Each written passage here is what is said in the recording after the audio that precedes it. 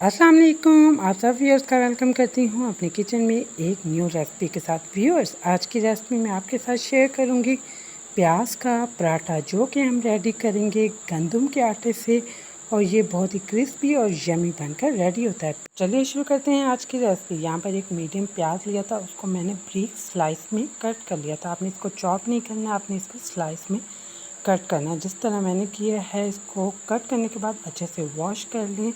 1.5 teaspoon मैंने इसमें नमक शामिल किया था, क्योंकि हम पराठा बना रहे हैं, पराठे में नमक अक्सर कम होता है, तो इसलिए आपने अपने टेस्ट के मुताबिक ही शामिल करना है। 1 teaspoon chili flakes, 1 teaspoon red chili powder, 1 teaspoon ज़ीरा पाउडर, कुटा हुआ ज़ीरा, एंड 1 टीस्पून सूखा धनिया पाउडर।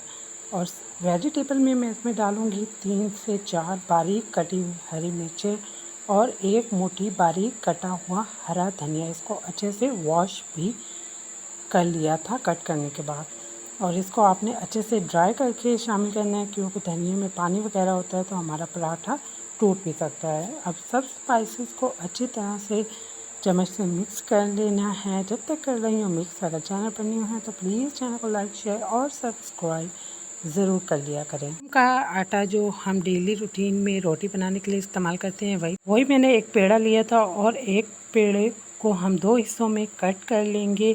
इसके 2 छोटे छोटे से पेड़े बना लेने हैं। आप जिस साइज़ की रोटी बनाते हैं आप उस हिसाब से पेड़ा ले सकते हैं। 2 पेड़े बनाने के बाद यहाँ पर एक रोटी मैंने बेल ली थी, और दूसरी रोटी भी आपने इसी साइज़ की बेल लेनी है। इससे ज़्यादा बड़ी या छोटी नहीं बेलनी है। अगर साइज़ बड़ा और छोटा होगा तो आपकी रोटी जो होती है ना, वो सही से सेट नहीं होगी। जो हमने अपने प्याज का मसाला बनाया था वो इसके ऊपर डालेंगे। उससे पहले यहाँ पर मैंने घी डाल दिया था। जब भी आप पराठा बनाएं तो आप घी का इस्तेमाल करें।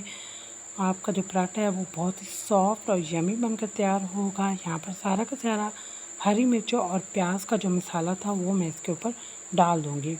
मसाला डालने के बाद आपने इसके ऊपर खुश्का लाजमी शामिल करना है, ताकि इसके अंदर जो भी मॉइस्चराइज वगैरह हो तो वो अच्छे से खुश्क हो जाए। यहाँ पर इसके ऊपर जो दूसरी रोटी बेल के रखी थी वो भी मैं इसके ऊपर डाल दूँगी, और इसको अच्छी तरह हाथों से प्रेस करना है, ताकि इसके किनारे आपस में अच्छे से जुड़ जाएं। फिर एक बेलन की मदद से इसको बेल लेना है। जितना भी आपको रोटी का साइज़ चाहिए आप उसी हिसाब से इसको बेल सकते हैं। यहाँ पर प्याज के पराठे को अच्छी तरह बेलने के बाद मैंने तवे को भी गर्म होने के लिए रख दिया था। यहाँ पर हमारा तवा अच्छे से गर्म हो चुका था, और आपने इसको मीडियम आंच पर बनाना है, ताकि जो हमारे प्याज हैं वो अंदर से अच्छी तरह से सॉफ्ट हो जाएं, और बाहर से हमारा जो पराठा है ना वो अच्छा सा क्रिस्पी बनकर रेडी हो। एक साइड तकरीबन पक चुकी थी तो मैंने इसकी साइड चेंज कर दी थी, और इसके ऊपर घी लगा देना है। घी के अलावा आप मक्खन का इस्तेमाल या देसी घी का भी कर सकते हैं, बट आपने ऑयल का इस्तेमाल नहीं करना है। ऑयल से हमारा पराठा इतना क्रिस्पी नहीं होता है जितना घी से बनता है। आपने साथ साथ चम्मच को हिलाते रहना है। इससे ये एक है कि हमारा पराठा अच्छी तरह पक भी जाता है और बहुत क्रिस्पी बनकर तैयार होता है। यहाँ पर हमारा प्याज का पराठा रेडी हो चुका था। अब मैं आपको डिश आउट करके भी दिखाती हूँ कि ये अंदर से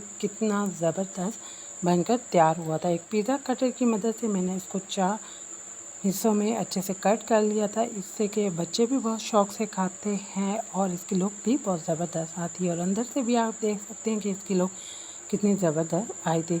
आप भी ये सिंपल और इजी और मसालेदार प्याज का पराठा गंदम के आटे से ज़रूर बनाएं। मिलते हैं एक न्यू रेसिपी के साथ। अल्लाह हाफिज़।